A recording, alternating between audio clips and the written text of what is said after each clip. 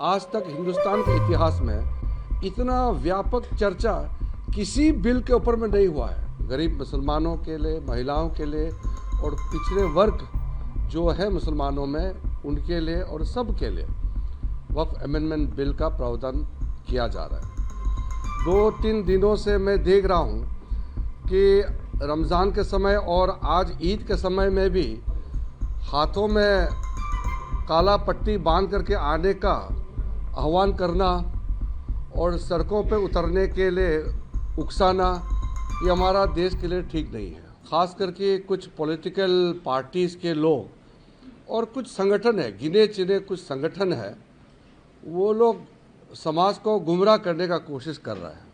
मैं बहुत साफ तौर पर कहना चाहता हूँ कि झूठ ना बोले और वक्फ बिल में जो प्रावधान है उसको अच्छी तरह से पढ़ के फिर उसके बाद में तर्क रख करके अपना बात को बोलने से अच्छा है। हिंदुस्तान एक लोकतांत्रिक देश है। डेमोक्रेसी में अपना अपना बात करने का, अपना तर्क रखने का पूरा आज़ादी है, लेकिन झूठ बोल करके समाज को गुमराह करने का प्रयास नहीं होना चाहिए। हमारे जो बजट सत्र चल रहा है, वक्फ अमेंडमेंट बिल को लाने का प्रक्रिया जो शुरू हुआ है, हमने तैयारी पूरा कर लिया है। कब लाएंगे वो आप लोगों को बता देंगे, हम कल ही आप लोगों को बताएंगे। लेकिन वक्फ बिल आने से पहले समाज में तनाव पैदा करने के लिए कुछ संगठन जो प्रयास कर रहा है, हमारा नज़र में आ रहे हैं।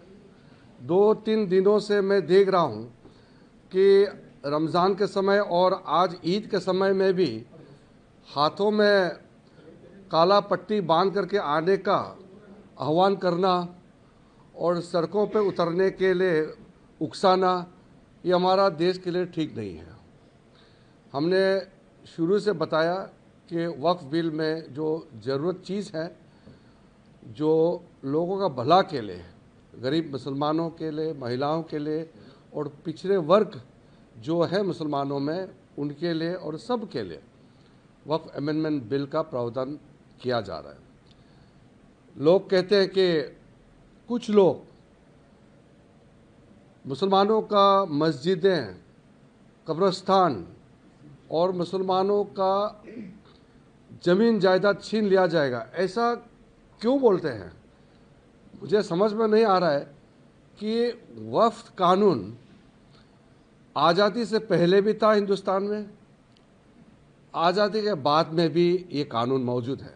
1913 में, 1923, 1931, फिर आज़ादी के बाद 1954, फिर 4 बार संशोधन, फिर 1995, फिर 2013 में वक्फ कानून के ऊपर में लगातार बदलाव भी किया गया है और वो कानून चलते रहा। तो वक्फ कानून इतने सालों से चल रहा है और इसको गैर संवैधानिक बताना, अनकॉन्स्टिट्यूशनल, अनलॉफुल बताना, इससे बड़ा झूठ क्या हो सकता है?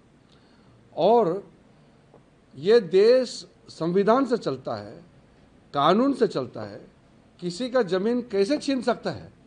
इस तरह का झूठे बातें करके लोगों को बरगलाने का काम करना, ये तो ठीक नहीं है।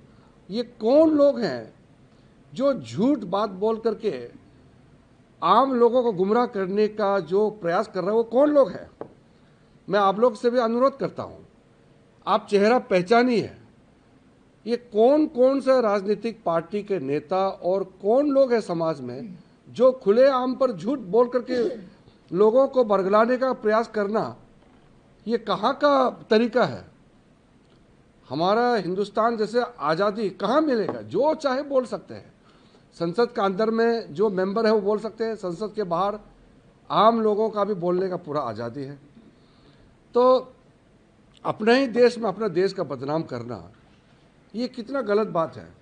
इसलिए जब वो वक्फ अमेंडमेंट बिल लाएंगे, भरपूर चर्चा होना चाहिए। इसलिए तो जेपीसी बना करके इस बिल को रेफर किया गया है। आज तक हिंदुस्तान के इतिहास में इतना व्यापक चर्चा किसी बिल के ऊपर में नहीं हुआ है। आज तक का इतिहास में जितना जॉइंट पार्लियामेंट्री कमेटी बनी है, किसी भी सब्जेक्ट पर इतना बारीकी से व्यापक चर्चा नहीं हुई। 97 लाख से भी ज़्यादा मेमोरेंडम, रिक्वेस्ट, सजेशंस रिसीव किया है।